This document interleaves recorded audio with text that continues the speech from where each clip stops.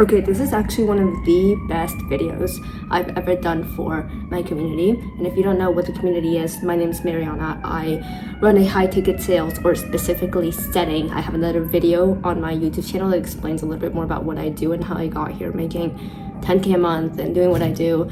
And I absolutely love it. But this is one of the best community calls I have ever filmed with my students. And it's not just about sales and making money, because the number one thing that I focus on when it comes to making money online, it seems like everyone is doing it. And you look at people, and I was this person for 3 years. I did not get here overnight.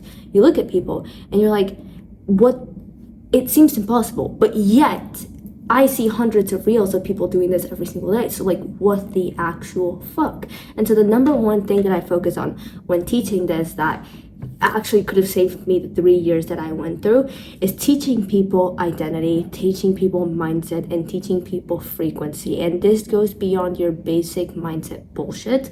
And I'm gonna break it down throughout this community call that I did, and I hope it serves somebody watching this. And yeah, I'm not gonna yap anymore. I'll put the video here, and I hope it serves you and adds some sort of value to your life.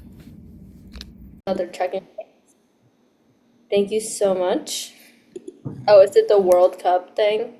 Is it still going on? Yeah. I used to watch it with my dad, but I don't keep up with it anymore. You guys just let me know who wins. Cool. Awesome. I had a few people that were also in here and left. That is okay. That's on them. Yeah, if you guys fill out the check-in form, help me a lot. If you're new and this is like your first week, because we have a couple new people, just FYI, there's a check-in form in the student channel that goes out every Thursday. If you're not in the student channel, I will make sure, I guess, put it on my to-do list right now before I forget to put you in there. But every Thursday there's a form. I check them on Thursday nights and Friday mornings, so just FYI. Let's go through this. So I know we've been talking, this past week was mostly about labels and handling triggers in the DMs with people that get mad, with people that get pissed off, or learning how to handle just your own mindset of not being, I guess, belittled when somebody gets angry in the DMs, or not reading into it, because not every message has an angry tone of like, don't sell me. We just read it that way because we have this mindset of, oh, people don't want to be sold, or selling is bad. Even up to this day, I catch myself thinking, oh shoot, like I just hesitated in selling this person because I felt like scammy or weird or salesy. So that belief, it is very normal for it to be there. And so I want to go through this next week. I want to talk about identity in two different parts. Identity in you, your identity, changing the way that you sell. And number two, identity in clients or leads that you talk to. Because all a sale is the prospect selling you on their potential. I mean, the prospect selling you on their limitations and you selling them on their potential. You are working inside a company where the coach has already achieved the results. You are already on your way to achieving your results. You're changing your life. You're taking action. The coach has already done the thing. So you both are a bit of a higher frequency than the prospect. So when you look at somebody, I'm sure you guys see this all the time with family or friends or people, you're like, oh my God, that person has so much potential.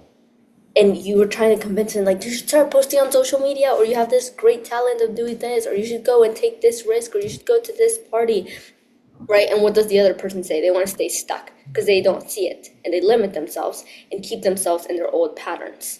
That happens to us within ourselves, and that happens to people that we want to help, but we're at a higher frequency than them, right? So we can understand, great, how do I change my identity, and how do I help them step into an identity throughout this process in DMing, where we're taking them from, oh my God, I want to change, but I don't know if it's the right time. I don't know if it's important enough. I don't know if it's worth the investment, to, oh, I can do this. I need to take that step and book that call. Like, that is a very intense process. It's simple, not easy, but it's a very intense process of guiding the prospect through an entire identity change where they become the person that books the call.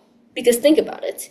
At the beginning of a conversation, they're not the person that books the call. Otherwise, they would have already booked it, right? At the end of a conversation, they are the person that books the call. So what changed?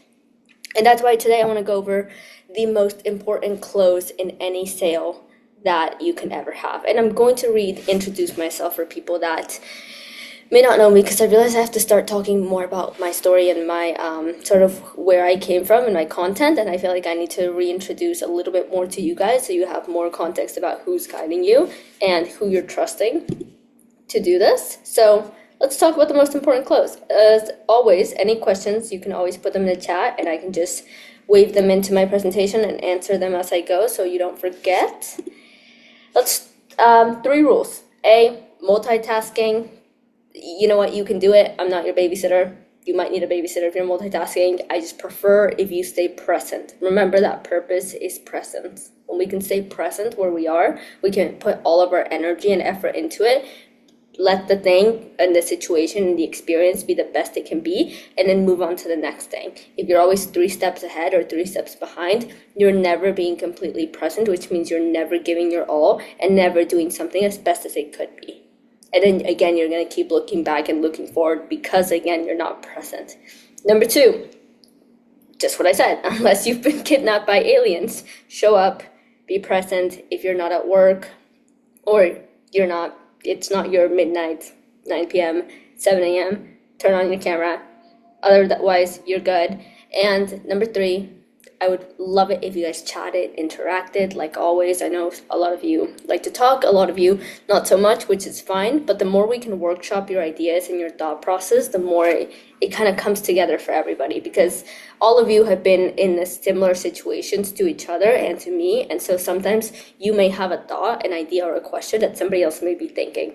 And so if we can brainstorm that, you might answer somebody else's question or somebody else's doubt that they never thought they had, or fear. Okay, cool. So reintroducing myself. You guys know I love matcha, and I have a cat, and I work with Nick, and born and raised in Mexico. So I was born and raised in a third world country, and I came here when I was 8 to the United States, moved back before COVID when my parents got divorced, and then my mom wanted to come back. So after 2 years of living in Mexico again, she packed our bags, and then me, my sister, and her drove all across Mexico, all across Texas, into Tennessee, which is about 2 weeks of driving. We did it now without anywhere to stay, no job, nothing. And then you guys know that I have this business and I work with Nick as a setter. So I want to talk about 2 different things, because I know you guys look at me and you're like, oh my God, how is she making that amount of money? Or how is she able to book 50 calls per month? Or how is she able to live in this beautiful apartment and all this? You guys, a lot of you were already here during September 2025 last year. This is where I went to an event with my mentor, and we supposedly hit our first 10K month. I had said that, but what I didn't know is that after, that month, a lot of people asked for refunds. A lot of calls didn't get closed, booked. A lot of calls were misleading, didn't show up. And it was actually like a 3K month. And I had been trying to move out at this point for about 7 months. I kept telling the guy you see here is my mentor, has been my mentor for the past 2.5 years, almost 3 years. I kept telling Bedros, like, I'm gonna move out, all these things. And it just felt like I was letting myself down, and I was letting him down, because he had been supporting me since I was 16, didn't charge me, always supported me, always connected me to his network. And I just felt like after 2.5 years, I was only making 3K a month. With the business, and then booking maybe 20, 30 calls and not being able to move forward, and then saying I was going to move out and not moving out. And there was things that were going great. Like, I could still travel, I could still afford this, and I could still go out on my own, but it wasn't like that for 2 years of work. Like, it felt useless. It felt like I had disappointed myself. I was disappointed in the disappointment in itself. And then fast forward to the beginning of 2026. I created this presentation a little while back. So this was like the first 6 weeks of 2026. I became head setter inside of Nick's company, because we have 2 setters, and I handle the sales team, and then booked 50 plus calls in that month. Obviously, you guys saw that I moved out. We hit a little bit over 13K. And then you guys have seen that I started closing in the DMs, kind of started getting that skill down, and started closing more people for this community and helping more people. Okay, and then the screenshots I put in here, obviously you guys see the apartment, you guys see the $10,000 painful that I closed in the DMs. Somebody paid $10,000 in the DMs for the program for next thing, and I got that commission. And then I created my first video with a CTA. I have been on social media for the past 4 years, and it got well, now it's at almost 200,000 views, but when I took the screenshot, 70,000 views, almost 2,000 comments. And then the day I took this picture, we also closed another like 5 people in like 5 minutes in the DMs for an offer that he had, and all these different things. And so I say this because the beginning of 2026 and September, that's about a 6 month, September, October, November, 4 month difference. What changed in those 4 months? Because you guys know I have always been working hard. I've always been disciplined. I've always been showing up. I've always been reading books. I've always been doing sales. I scroll to the very top of my camera roll sometimes, as most of us do, to raise pictures. And all of it is just me at the gym. All of it is books. All of it is screenshots of DM conversations that I probably need to go back and delete. All of it is just work. So what changed within that 4-month time frame? And this is when I realized that I believed in the work that I was doing, and I believed in everything that I had been going through. But why did we skip to the very last slide? Whoa. I believed in everything except in myself. And so the most important close that we're going to talk about today is yourself. Because before you sell anybody, before you try to find a coach for yourself, before you try to find a company, before you try to close a $10,000 pay in full in the DMs, before you try to start your own business, before you try to make your first $1,000, you must first close yourself. I cannot express enough how much I struggled with this. For years, I have been in business since I was 14, and obviously I think it plays a big part that a 14-year-old didn't know shit about business. So I'm sure that played a big part, but it took me 3 years to see some sort of money come into my account. Like getting $3,000 to $5,000 a month took me 3 years. This is why I stopped watching content in like social media, like the business content. All my content is art and baking now, because all the content that is business is like, this is how I made $5,000 in 3 months. And I decided to kind of push myself away from that because it didn't benefit where I was and where I wanted to be. But I truly see the potential in each and every single person here. And I see the possibilities that could come to life once you close yourself first. So let's talk about it a little bit more, because I know some of you might be confused. So you feel like you're doing all the right things, and you need to work harder. You need to sleep earlier and go to bed, or go to bed earlier and sleep, or wake up earlier and go to sleep earlier. All the things, and push more, and maybe objection handle better, and reach out to more coaches, and just do more and more and more. And I'm not gonna lie, some of you guys do need that. Some of you guys do need to get your shit together and start being more disciplined and going to bed on time and handling your boundaries and handling your time and all of that. Like, you do. That's always continuous work. But there comes a time where it starts feeling like a grind. It genuinely starts feeling like you're just pushing and pushing and pushing. And you're digging yourself into this hole of, I don't really want to say burnout because I don't believe in it, but you're digging yourself into this hole that's not getting you anywhere. There's no direction. It just keeps going lower and lower and lower. And then you're like, why am I feeling like crap? Why do I not feel like doing anything? Because your frequency just keeps going lower and lower and lower. So what do we do here? You're always acting in accordance to who you believe yourself to be. Meaning, if you believe that you are not good enough, what are you going to do? You're going to look for everything external to make sure that you're good enough. If you believe that, oh, maybe, things don't work out for me, I have to make them work, you're going to put all this pressure on yourself and put all these variables that are out of your control on yourself and beat yourself up for things that aren't even your fault. Creating a hole for yourself, digging yourself deeper. Does this make sense? You're always going to act in accordance to who you believe yourself to be. So the way that you think about yourself and the way that you view yourself is very, very important. And I'm going to go back to my example of who I was.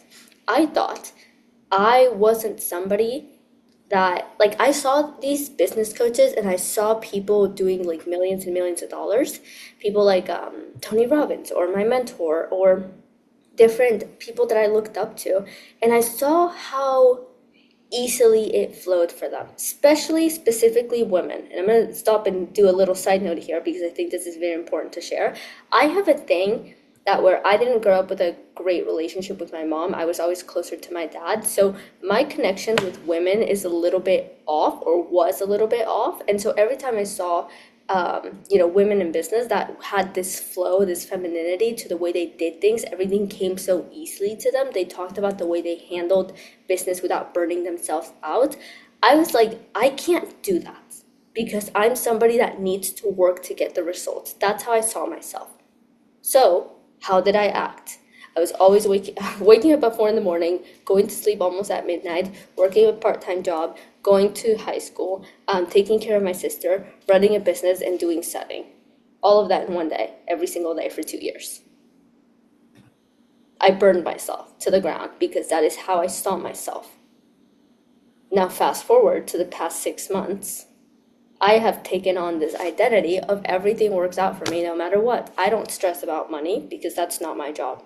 It's just my belief now. I don't stress about who's going to show up to the calls or who's going to do this. Like, whatever happens, I can work with it because I see myself differently. So you're always going to act in accordance to who you believe deep down yourself to be. It doesn't just come into like, oh, I have to see myself differently. It is genuinely a root belief that you have to really take a look at, pull the curtain back, look at the mirror, look at the ugly parts, look at the good parts, look at how you're seeing yourself, and then decide, what do I want to change and what root beliefs do I have here that I need to take out or keep and keep nurturing. This is very important, especially in business. Entrepreneurs, especially younger people that are like us, that are very driven, very disciplined, and want more in life, will always put their not self-development, but their self-care, the way that they take care of themselves, at the last priority until it becomes a need, until you see that actually affects everything else. So don't wait until you're at the point where like, oh, I need help. No. Like, the way that you treat yourself, the way that you view yourself, your self-worth, your morals, your values, your beliefs will always correlate and affect your finances, your money, how you act, how you show up. So let's think about 25 DMs every single day. You guys know you have to send out messages. So let's just say you're sending 25 DMs every single day inside of a victim mentality. Okay, cool. You're still doing the work. You're sending 25 DMs every single day for an entire year. But you're in this victim mentality of, no prospects answer me, no one's replying, everyone's ghosting me, the content for my coach isn't working, we're not getting any followers, blah, blah, blah.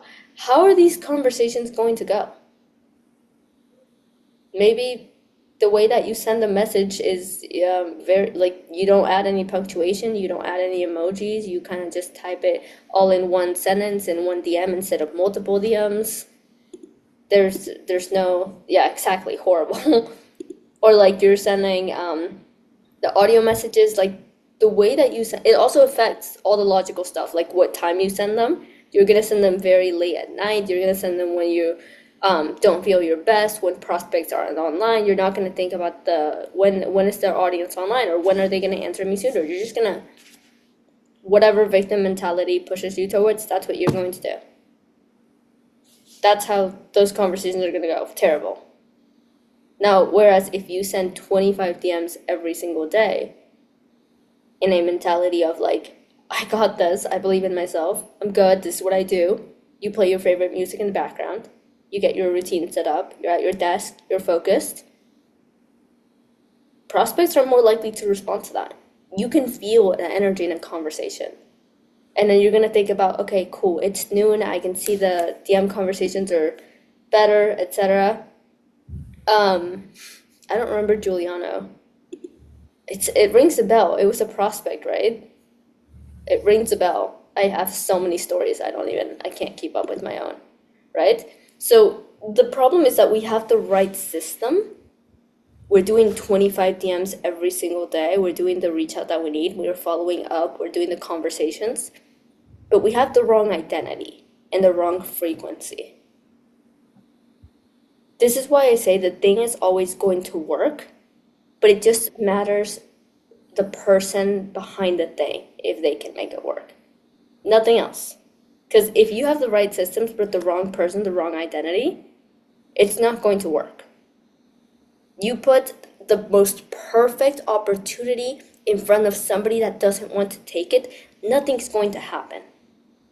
You put that same opportunity in front of somebody who's ready to take it and ready to go through their fears, something's going to happen. Same thing, same opportunity, same situation, different person. Oh, yeah. Giuliano Mozzarelli, the guy from insurance. Great example.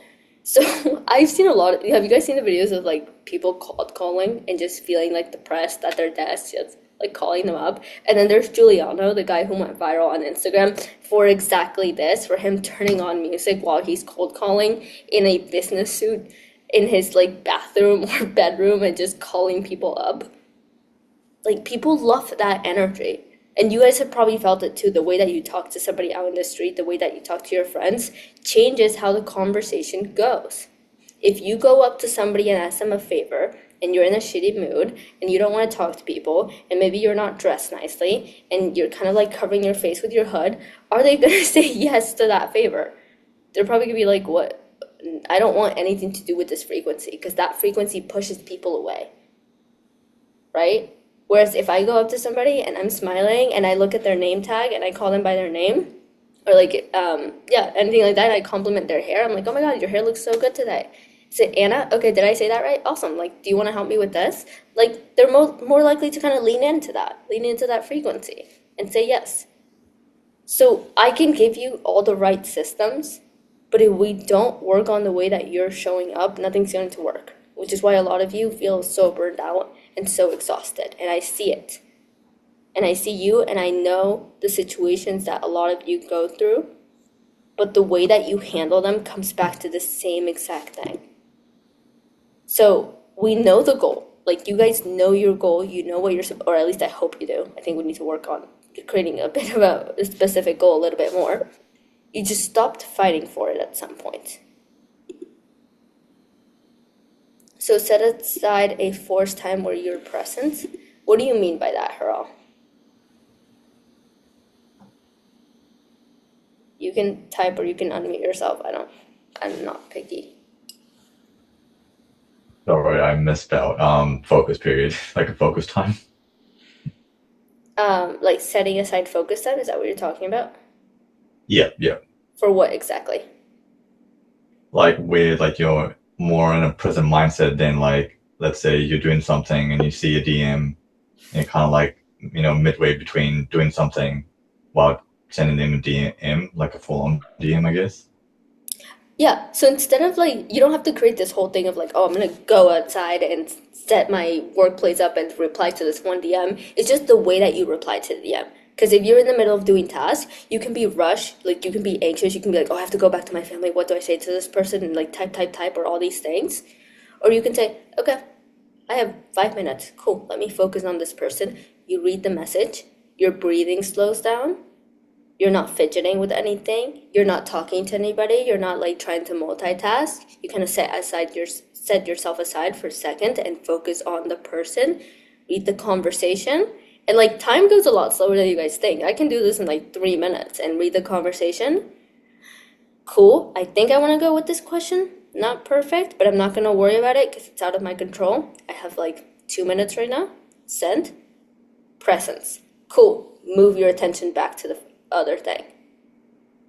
Yeah. Do you see the difference between that and saying, "Oh my God, somebody replied, I'll be right," or like you stay at dinner and you're like talking to somebody and you're reading and then you start getting a little bit anxious and you start like kind of fidgeting with things and you start like, whew, and then you're like breathing kind of like speeds up and you're like all over the place and then you reply to the person and then you put your phone down and now you're overstimulated.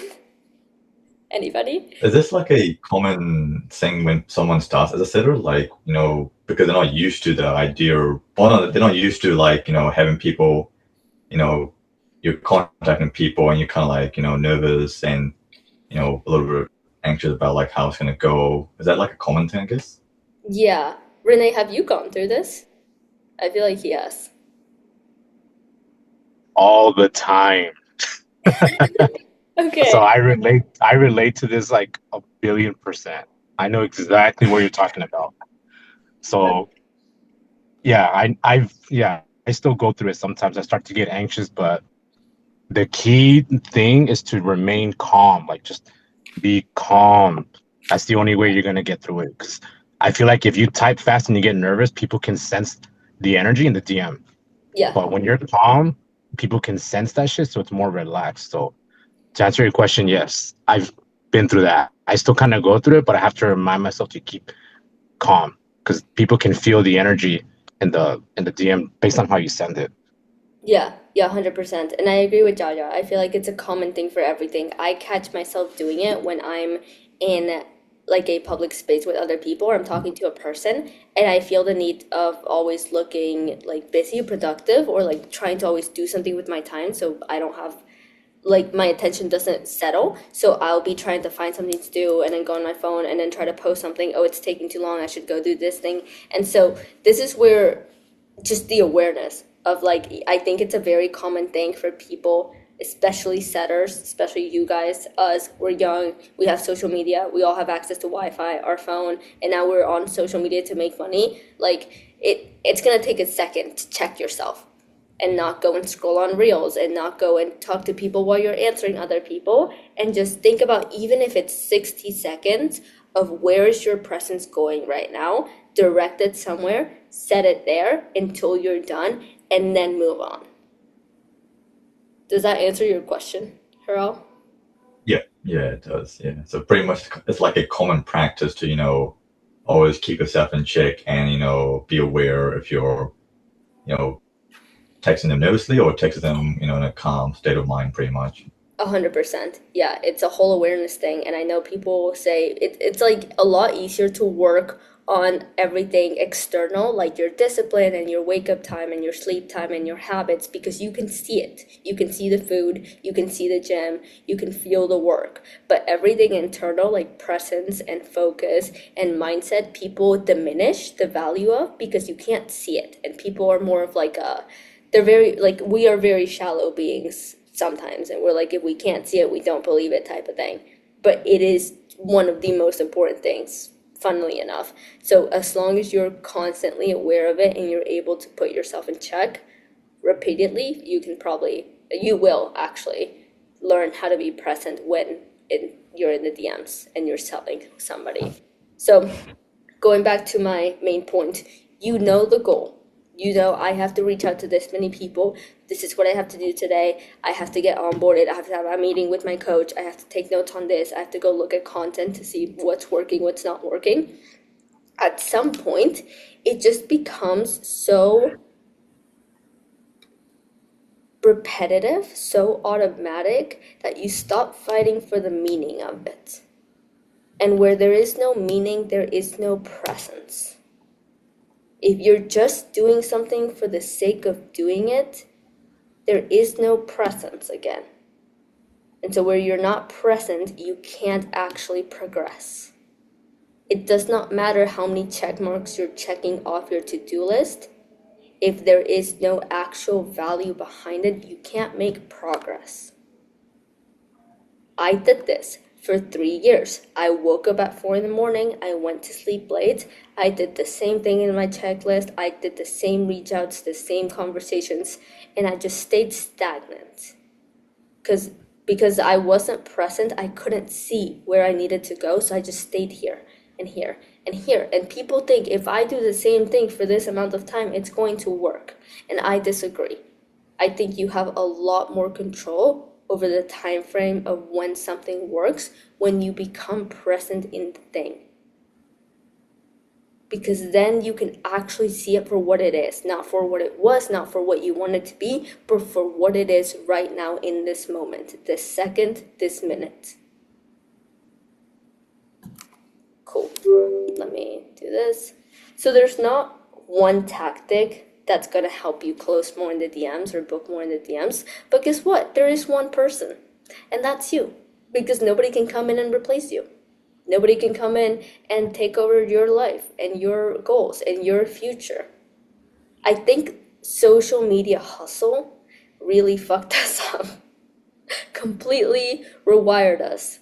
Because people think it's all about the videos and the scripts and the objections and the tactics and the frameworks. And once I learn how to talk like this, I'm going to crush it in the DMs. And once I learn how to be disciplined and track my numbers, I'm going to crush it in the DMs. But again, you can't be that person that does the thing without being that person, which means it always has to come back to you. And it's never about you anymore.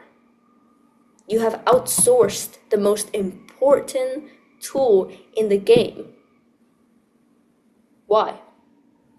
Because it's so much easier to look at the external crap and say, yeah, scripts are gonna work. Yeah, this is gonna work. Yeah, supplements is gonna work. Yeah, this is gonna... It doesn't work without you doing the action. So it all comes back to the way that you see yourself. Yeah, I completely deleted all the feed of like all the hustle in business and like not even the cool stuff I don't watch anymore. Like I don't watch any more content that has to do with business at all. Not because I don't like it, but because I know for me specifically, it just my head starts to spiral. I start to go into this whole thing of like hustling and seeing people that are doing more than me or less than me or different than me, and I'm just like, I have just created my own little world and I'm staying here for a while. That's exhausting. Yeah. I love the nature videos that come up. I don't have a lot, but that it's so peaceful, just like scrolling and just seeing grass and trees and animals. I know, we are very weird people. That's okay. Okay.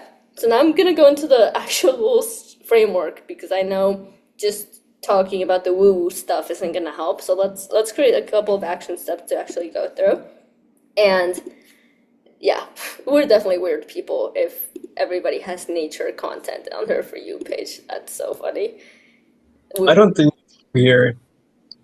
I mean, if you tell a regular person, yeah, all I watch is trees on Instagram. But Yeah, I mean, the waves are cool. yeah, I agree. The waves, sand, yeah, but like again, very very niche, very cult like. Yeah, they're the odd ones out. They're missing out, honestly. Okay, number one, frame.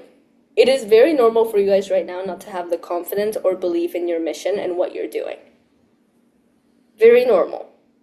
But you need to build it because without confidence, you can't become a different person because you don't have the confidence to take that step. I will preface that a lot of people think they need to have the next 10 steps figured out. You just need to have enough confidence for one step at a time. Genuinely, you just need to have confidence to put one foot in front of the other. It's very normal for you guys not to have all the confidence in the world. But don't look for either no confidence or all confidence. You just need enough, a little bit, to put one foot in front of the other every single time. And as we do that, we can build it through the people that we meet, through the people here that you meet, through the people that you role play with, the more work that you do, your mentors, your word, trusting your word, keeping your promises. That's how you build the confidence to become somebody else. Because if you're like, oh, I want to be this person that's doing all these things, but you don't have the confidence to take those steps, you're going to keep reverting back to your old self and your old patterns. Whereas if we're building it and we're like, oh, I said I was going to wake up at this time. I said I was going to be present today with my family. I said I was going to cook and not go out. I said I was going to read a book instead of watching TV. Like all the little things. You start building the confidence to become this person because suddenly you believe it. There's proof. A lot of you are like, oh, I feel imposter syndrome. I feel like I don't believe the person I'm supposed to be. Well, yeah, you don't have any reason to believe it. And then, as you guys see on the bottom here, this is the actual part that the prospect also goes through. The same framework I'm taking you through for yourself, the prospect goes through, which is why it's so important for you to have this figured out so you can help the people in the DMs go through it. Because if you're a mess and you're in a state of chaos, and the prospect is in a state of chaos, we have chaos. We've talked about this. You need to be in a state, obviously you're not going to be the best version of yourself in the DMs, but you need to be in a state where you are leading the prospect with that grounded energy. The prospect is not yet where they want to be. They're in this emotional state, which means they're going to provide a lot of chaos and frequency that you need to help ground them with, which is why you are the authority and you're the guide in the DMs, but you can't do that if you don't have that in yourself yet. So A, build the confidence. B, move towards that identity. And C, you can now help the person do the same thing with step 1. Does that make sense? Comments, questions, concerns? Cool. Step number 2. That's frame, keeping your authority, building that identity. Step number 2 is, obviously you guys know we need to dig. This is about context. You guys know this step in the framework. But digging into you, this all goes back to being present. I think that a lot of us think that this is all about us. And a lot of us have very materialistic goals of getting the car or getting the money or getting this, which are not bad things at all. Like, I love money. Money is an amazing tool. I love the cars and I love my apartment and I love everything I get to buy, and I never take anything for granted. Every time I go to the store and I buy something, I genuinely get so excited because I love money and I will always keep appreciating it. But if you make it all about what you can get and you can receive, it's not enough. It's too personal, is what I'm trying to say. And so when you can create some sort of purpose outside of yourself, it can double the amount of purpose and presence that you have in your identity. I personally think, there's some sort of humility that comes with this. And I went through different stages of this because I never struggled with being materialistic. I don't have a dream car. I never had this apartment in my Pinterest board. I never thought about certain numbers. Up until recently, I was like, okay, I want to hit a 20K month. And maybe that's the first set goal I've actually put for myself. I've never struggled with this. I know a lot of people do. But when you can create a purpose outside of yourself, you can create an identity that has twice the amount of presence. Because now, when you let yourself down, which you will, you're not always going to be disciplined for yourself. You're not always going to go to the gym for yourself. You're not always going to show up for yourself. But then you have this other thing outside of yourself, and that becomes your second reason to show up. And for me, that has always been helping people like you guys. I know that if I don't wake up, and I wake up very late on a Saturday, I'm not going to be able to come and show up to the meetings and the community calls like this and provide the value and the help that I need to get you guys forward and achieve your goals. And that disappoints me so much. That's my thing. Genuinely, it's so unpersonal, it's almost personal again. I need you to find something outside of yourself to set your purpose on as well. Because now you have this selfless thing that you can always keep showing up for because it's outside of you, it's outside of your emotions, it's neutral, and you can always keep showing up for it.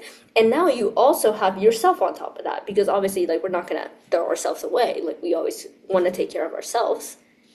And so now the money and the cars and everything you get becomes a byproduct of not only giving to the second or this purpose that we created outside of ourselves, and then with that comes a byproduct of receiving everything that we also want.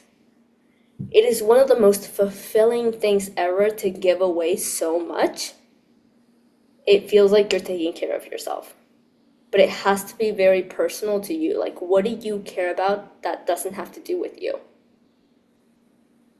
This goes back to the prospect. When we're talking, when we've gone through this entire process of being present, because now we have these two different things fueling us instead of just us, me, the car. Now we have enough presence to go into the DMs, into the second step with the prospect, and look at what matters to them. What is their purpose? What is their pain points? What are their desires? And then we find the most emotionally charged statement in the DMs, and we ask questions on it. You guys know this. We open the DMs, we ask for context, get to know their story, and as we're getting to know their story, we have to find what message did they send that has the most emotion that I can ask a question about. And obviously this takes repetition. For all of you guys that are maybe new here, I'm not going to pull up an example. You'll slowly get the hang of it, and then maybe in module 2 or in the next call, you'll see it and you're like, oh, that's what she was talking about. So again, don't worry if not everything is making sense right now. So this is presence. And then you guys know when we're digging, we also go point A, where's the prospect right now? Point B, where does the prospect want to be? Quick reminder. All right, number 3. It's pain. So when we're digging into pain, I forgot to add the personal one here, but I'll start backwards this time. When we're digging into pain for number 3, we have opened the conversation, we have dug into the prospect story, and now we are getting them to be aware of the pain. Because if somebody's not aware that they have a problem, why would they want to buy? They don't think they have a problem. Like, obviously they do, but if they don't see it, then they're not going to give you the free will to hop on a call. Duh, right? So we need to let them tell us their concerns, what matters to them, what are you going through, their objections, their priorities. Ignore this bottom thing, this was for something else. But we need to let them tell us what matters and what hurts and how long they've been there and why they can't stay there anymore. That's pain. How does this relate to you? If throughout this entire journey of being present and changing your identity into the person that does the things and has the things that you want, you're not looking at where it hurts the most, you're not going to grow. I have gone through the most painful realizations in the past 6 weeks, more than I have in the past 6 years. Because I made a conscious decision that I wanted to face everything that was triggering me and hurting me in any way and face it so I could just propel and grow. The number one thing I see in Nick and in Bedros and in anybody that I look up to is that they see a problem and they fix it so fast. So many people create this story that it has to be complicated. Like, oh, because I have this big trauma, it's going to take years to heal. Have you tried just going in and fixing it in one day and facing all the pain? Like, it's painful and it is very overwhelming and it sucks. But a lot of people just don't want to go through that, so they extend the process. Example for me, I did not know that I had a very limiting belief with my parents' divorce. When they got divorced, I had a lot of stories that I created around my mom and my dad and the entire process that they went through. And if anybody has ever had divorced parents, you guys know it's almost like a triangle communication where they're both communicating through you to get to the other person. It's a lot of emotional shit, right? I didn't realize I had kept all of that until recently at Nick's event. I realized that I had apologized to my mom for the way that I acted and treated her throughout the divorce, but I never apologized to my dad. And so the other day, I was like, this happened within 2 weeks, by the way. Instead of waiting years to go through this like they do, people usually do in the movies, I called my dad and super random, after talking about our day, I was like, hey, I just want to apologize for what happened 3 years ago. And on that call, he said something to me that I did not know I needed. He was like, I'm sorry if I did anything as well throughout that process. And that was an apology that I had no clue my heart needed to hear. And I was able to let go of everything for the past 3 years that I had been holding on to. I didn't wait to see what would happen. I didn't wait for years. I see the pain and I just know I have to run towards it. And so when you're going through this process of identity, a lot of shit is going to come up for you with your trauma, with your beliefs, with yourself, with your parents, with the people closest to you, with the people farthest from you. You need to learn that running towards the pain is not a bad thing. It will allow you to grow more than you ever have before. Because instead of waiting for it to actually hit you with a bigger consequence, the second you see it, you acknowledge it and you run towards it. It takes a lot of courage and it takes a lot of energy to go into it, and you're not always going to be ready, but you don't have to. You just have to keep putting one foot in front of the other. And that is how we're also going to help the prospect do the same thing in the DMs. Do you guys see how this is I can't speak English. There you go. Thank you. Correlating. You see how this is correlating? What you are putting yourself through, you can help the prospect through. Whereas if you're avoiding your own shit, what makes you think you can book somebody in to help them change your life? Doesn't make sense. That's number 3. And then number 4 is the sale. If you can commit to yourself and sell yourself on your identity, you can sell the prospect on their identity and get them to be the person that books a call. It seems very silly. It's a conversation that's about 8 to 11 messages, maybe a little bit more, maybe a little bit less for a few days, talking to somebody, booking them in. And then the rest of the company takes care of everything else. Very simple process. But there is so much depth when it comes to selling a person on who they could be. That is all we're doing. Simple, not easy. But you can't do that unless you've done that with yourself first. And that's why you may feel stuck. Because you're trying to help other people commit where you haven't already. I think that's all I have. Any questions before I go to my very cliche quote at the very last slide? Comments, concerns? Okay. Damn, so relatable. Really, it's Good. entrepreneurship. It's so specific and Yeah. personal path because it's not about the businesses and the hustles and all that jazz. It's more about yourself and how you're changing yourself through the process. Entrepreneurship is like the ugly mirror that nobody wants to look at. Yeah. Okay, since everybody already saw the cliche quote and we all want to read it. Whoa, there we go. If you wish to hide something from a man, hide it within himself, for he will spend the rest of his life searching everywhere else. Great quote from Carl Jung. I remember hearing this about a year ago at an event, and it hit me that everybody's always trying to look for something everywhere except from yourself. And it seems like such a silly concept to think that, wow, without anything, I already have everything I need. But it's such a simple I guess, idea that nobody can grasp it. Nobody can see how easy it actually is, that you already have everything you need to succeed. Like, how crazy is it to hear that? Because then you look at yourself and you're like, oh, well, if I have everything, why hasn't it happened? And that's where the hard conversation with yourself has to come in, and everything we just went through.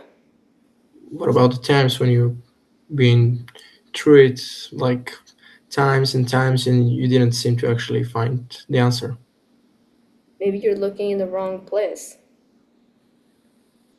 Hey, Wait a or minute. you're looking at it the wrong This way.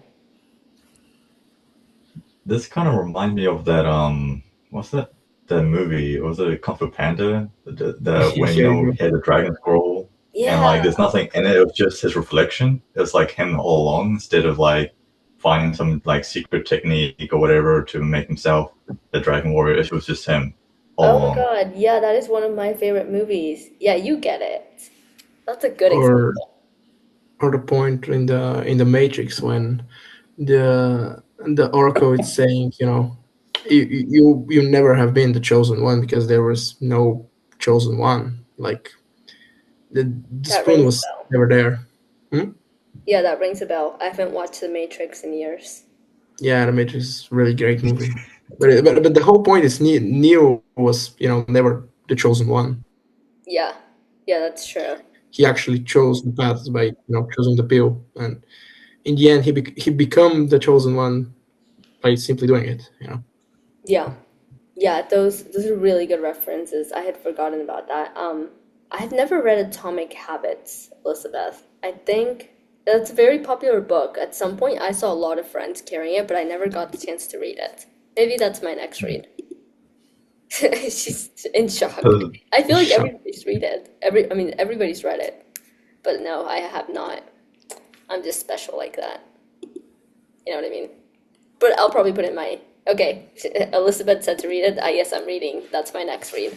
I'm gonna go buy it because I don't even own it. I own the most niche books on like Chinese medicine and shit, but I don't own Atomic Habits. Why you got Chinese medicine books? What? No way. If you go to like thrift shops and you look at their where was this? This was in Oregon. I went to Oregon for my birthday. I don't know if anybody Very remembers that. close. I went to this small town where they had a lot of thrift shops and they had these old books in Chinese, and I picked out like two on Chinese medicine and development for your mindset. Never read them before. Awesome. And haven't read them and probably will not read them. But yeah, sidetracking. Cool. That was a good conversation. I could see everybody's light bulb kind of going off.